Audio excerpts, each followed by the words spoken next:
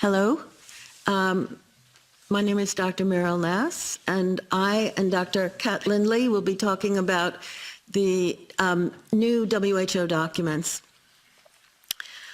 You've heard from my last two colleagues that the rulers of many countries and many other apparatchiks have been wantonly breaking the law over the last 3 years. They have had no concern about obeying the law, and they want to protect themselves. Let's see. Oops. Okay. We're undergoing a soft coup, and the idea is to create a whole new set of laws and ignore the existing human rights laws and other laws under the pretext of pandemic preparedness and the biosecurity agenda. 70 countries at least are involved with this, 50 supported by the US. And the justification requires you to believe that pandemics are common and that they're caused by humans catching diseases from animals, from what they call spillover. And Fauci and Daszak have pushed this idea continuously over the last 3 years.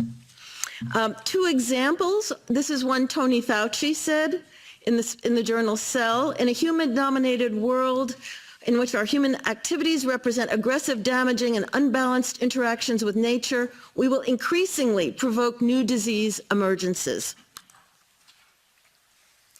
Daszak and Fauci's two lieutenants said the same thing. We must realize in our crowded world, human behaviors, environmental changes, and inadequate public health mechanisms can turn obscure animal viruses into existential human threats. And who is going along with this? Basically, all the major multinational organizations, as well as all our health authorities.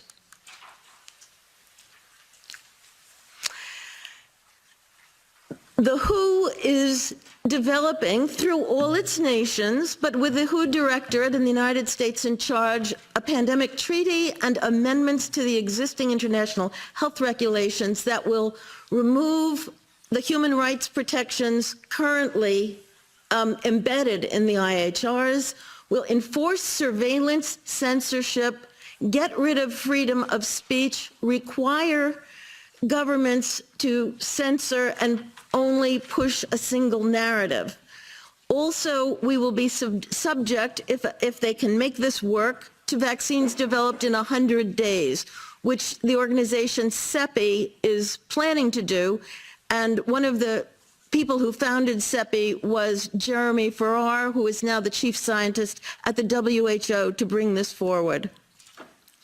Other things that amendments do is to bind the states so they're no longer recommendations but enforceable edicts, provide a liability shield, get rid of intellectual property rights, move supplies from one country to another, enforce digital passports, and the Director General of WHO can demand that a pandemic or a potential pandemic exists. He can just declare it with no standards, and then countries around the world will have to obey.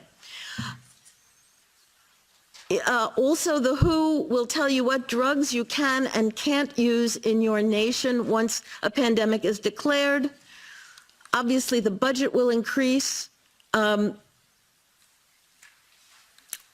One Health is another part of this. One Health is a concept that was created to enable the WHO, with these documents, to take over jurisdiction of everything in the world by saying that climate change, animals, plants, water systems, ecosystems are all central to health. Also embedded in this concept is a peculiar notion that humans are no longer of greater value than animals. Humans are no longer of greater value than animals.